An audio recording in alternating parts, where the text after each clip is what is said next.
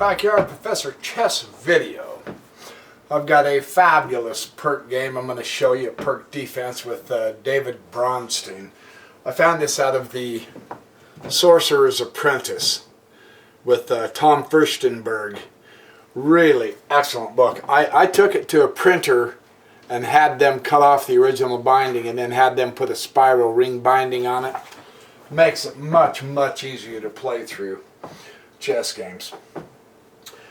This is for the 35th USSR Championship in Tbilisi in 1967. He plays his opponent Nikolaevsky,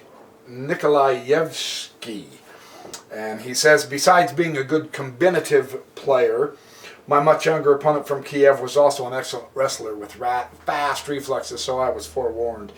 He said this game was proclaimed the best game of the tournament, and it is. This is simply phenomenal how Bronstein does this.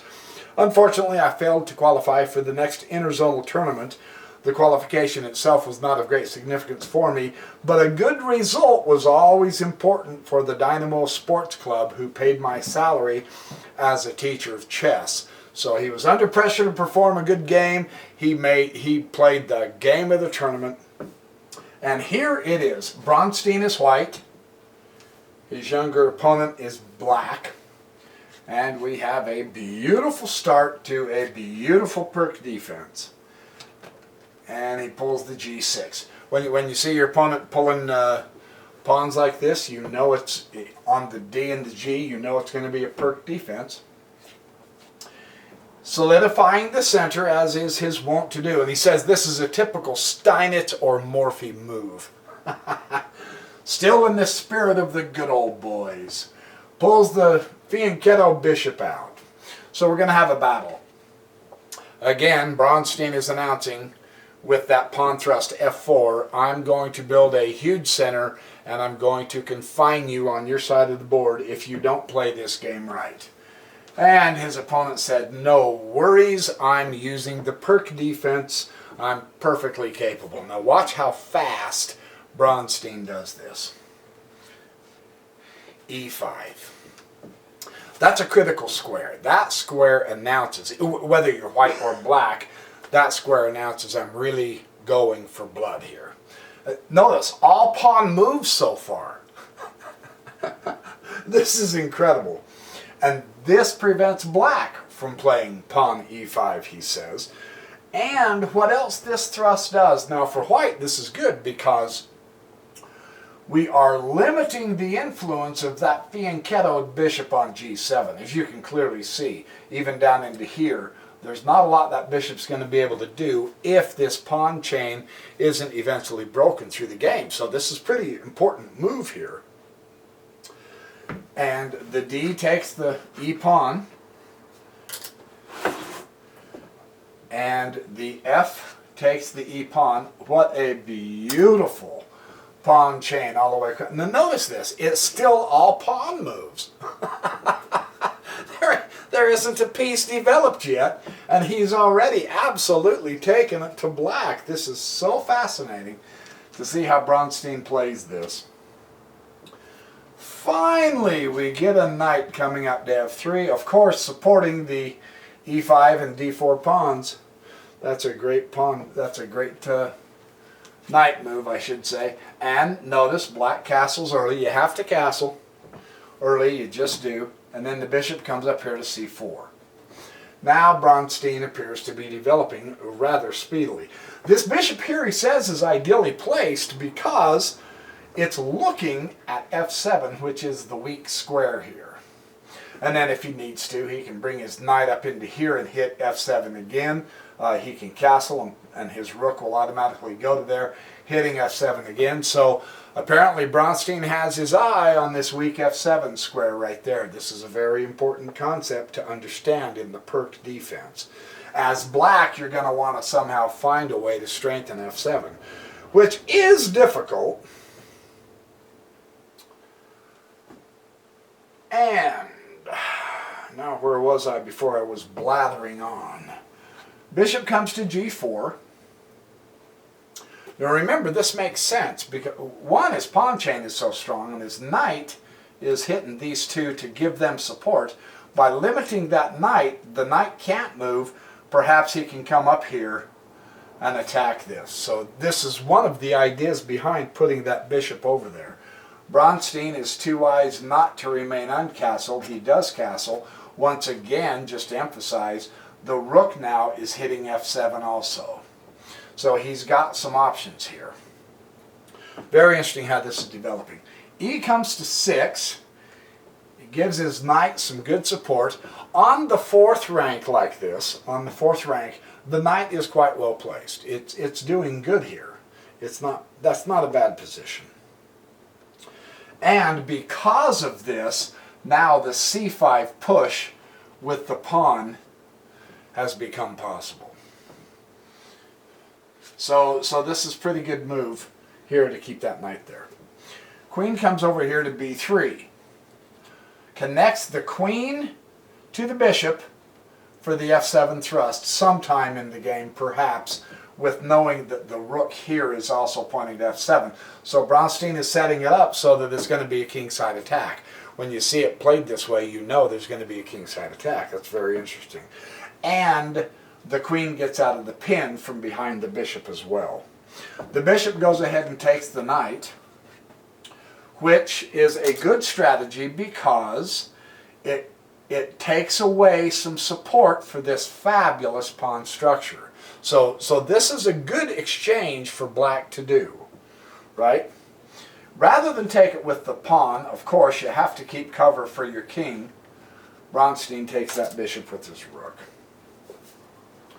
And now knight comes to b6.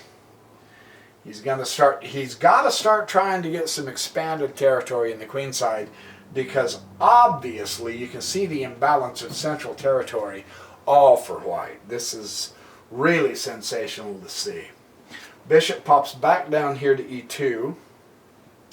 Queen comes up to d5. Good centralization of the queen. He's offering to change off the queens. He's got the queen supported.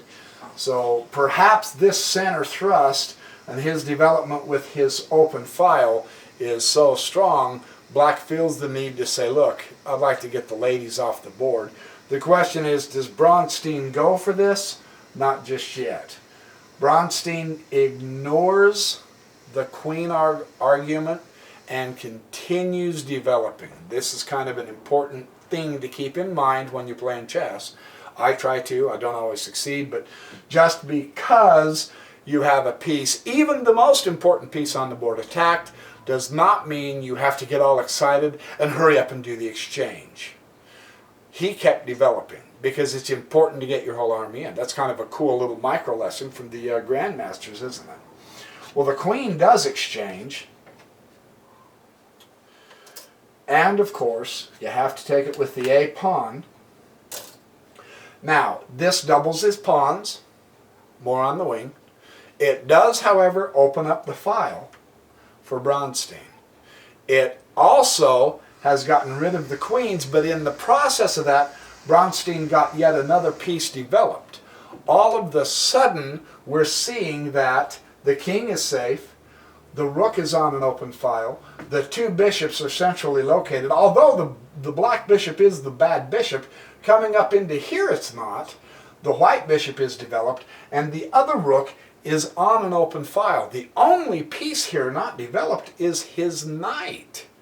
All of a sudden, Bronstein seems to have the board under control, doesn't it? In the meantime, we have two powers of black that aren't developed, and the knight's not really all that inspiring. The bishop is severely cramped and limited. Black is essentially reduced to nothing. At this point, barring any unforeseen bad blunders, you can see Bronstein has the game won, huh? Isn't that fascinating how just a few moves ago, because he opened with so many pawn moves that you would think black would be able to overwhelm him. Now look at it. That's fun to see how they do this. It's worth playing through several times to see how this works. Now he's going to come in with the c5 thrust. You have to break up that center. you just have no choice, man. That's too strong. It's too powerful. And it's potentially mobile. You have to attack the center. With the c5, you have to get some more territory.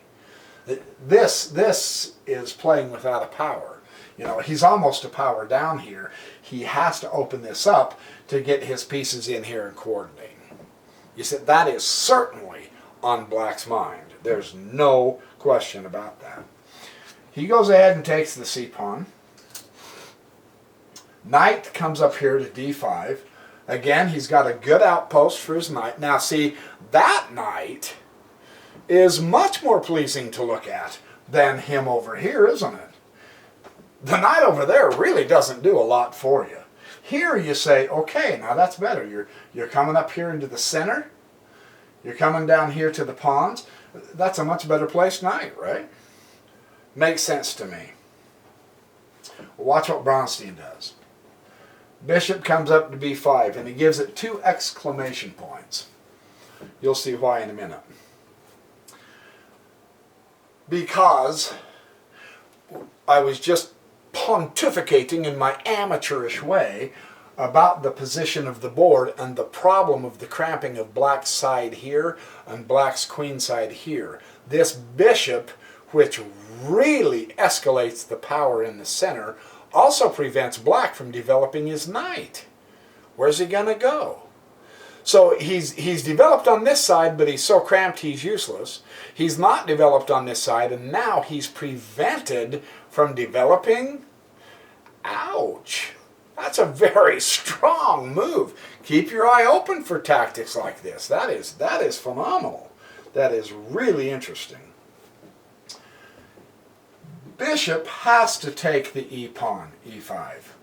It isolated the e-pawn when Bronstein took. It's okay to look at the power of his pawns on this side now. That is tremendous. Bronstein's going to bring his knight out, which connects the 8th rank, and he's still got this up here. Very nice.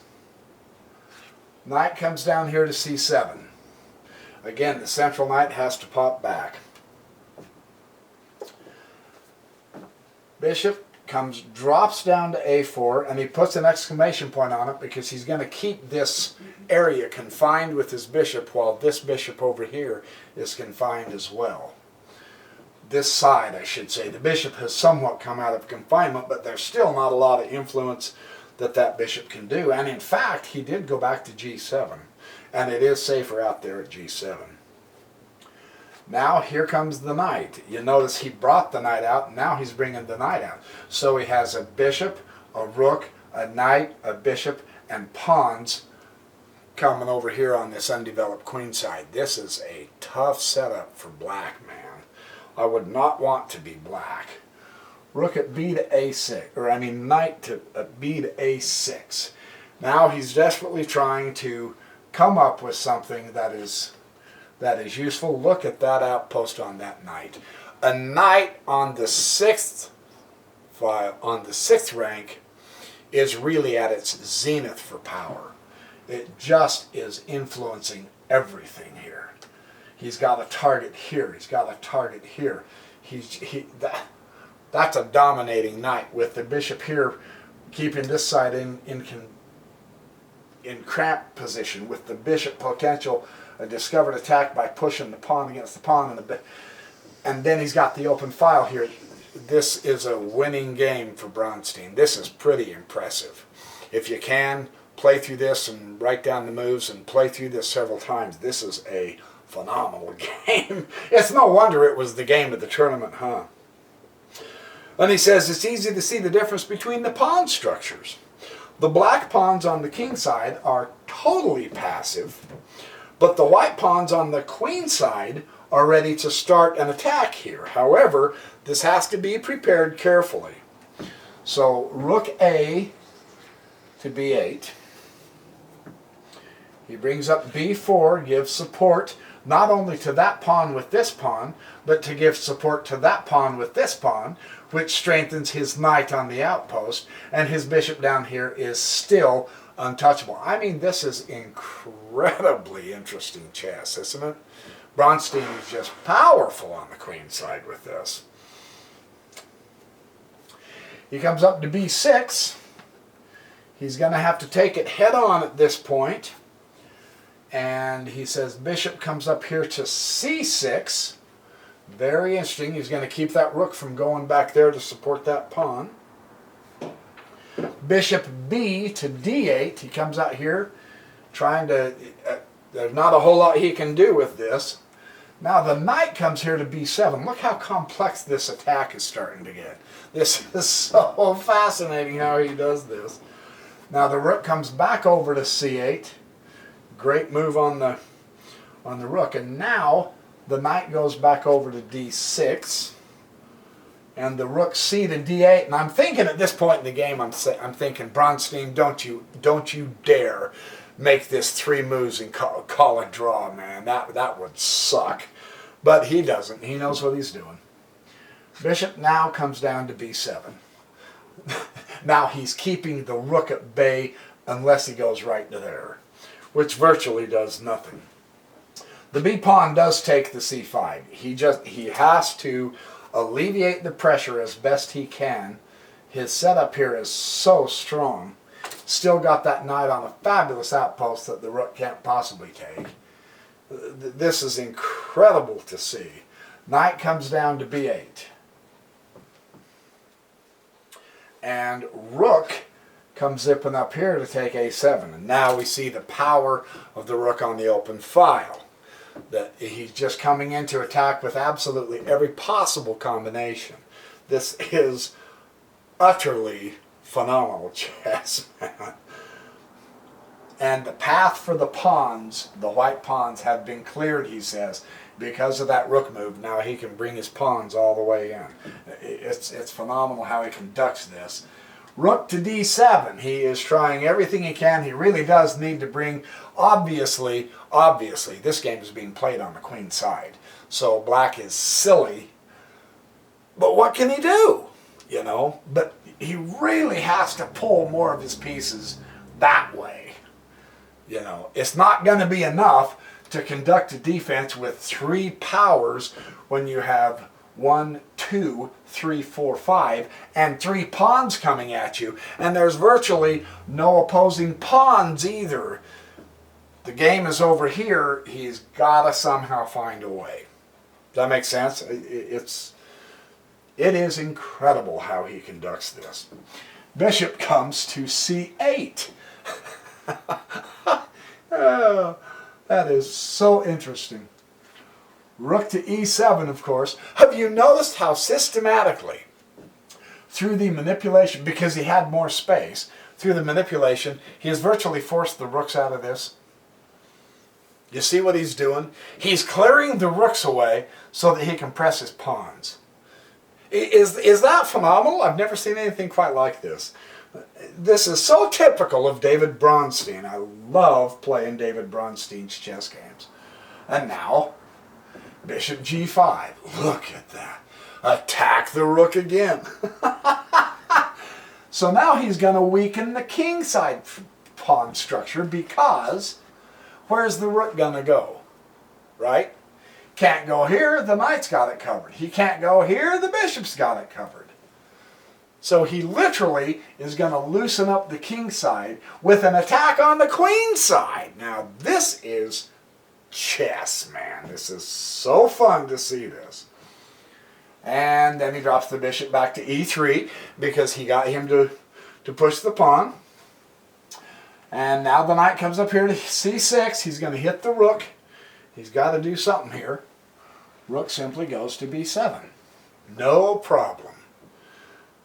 The coordination here with Bronstein's material is really spectacular. h6, and now here comes the pawns. The pawns are going to make a march. f5, now the king pawns decide to make a march. He's got to do something. He's going to get mowed over. Here comes the pawn. Cleared the way, and now he's running right up that file. b5, knight has no choice but to go to d8. He does hit the rook here, which is nice. Now, again, another lesson, a little micro lesson. You have to analyze the board and check things out, of course. This knight drops back and it's threatening the rook. Does Bronstein begin reacting to his threats against Bronstein? No.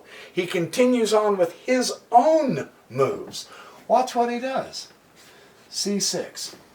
He doesn't have to move the rook. He puts the pawn in here. Now if the knight takes the rook, he's got a queen.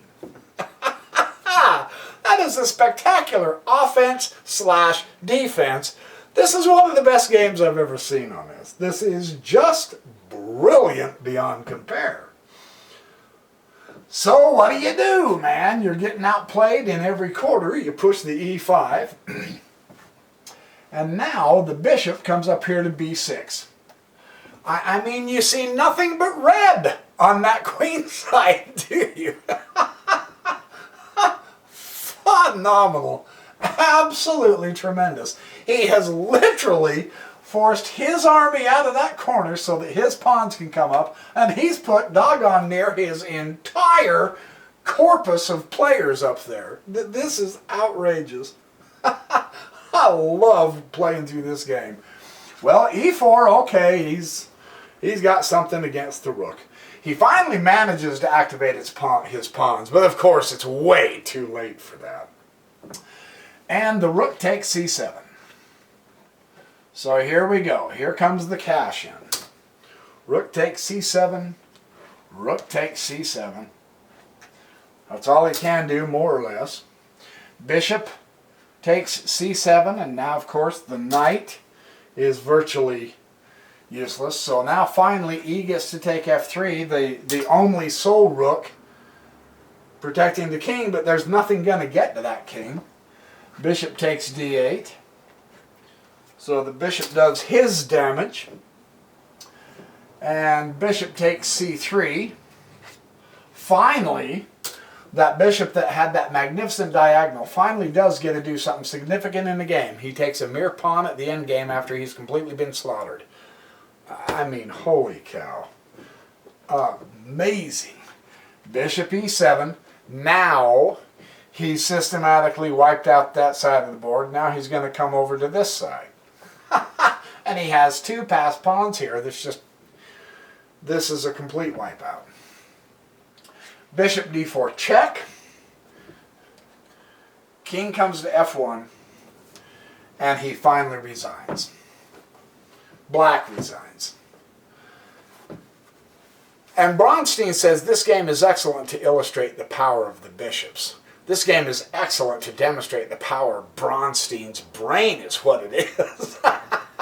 That is one of the coolest chess games I have ever seen. That it just happens to be a Pirc Defense, and I can make a video of it, and the Pirc Defense is just cherries for me. I love that. So, anyway, there's your game for the month. If I were you, I would play through that and record the moves, unless you have the book, and I'd play through that game 50, 60 times. That is one of the most sensational games of chess you will ever see. So, thanks for watching my videos. Hope you have a great time studying, and remember, that's right, I will see you in the next video. More Pirc Defense coming up.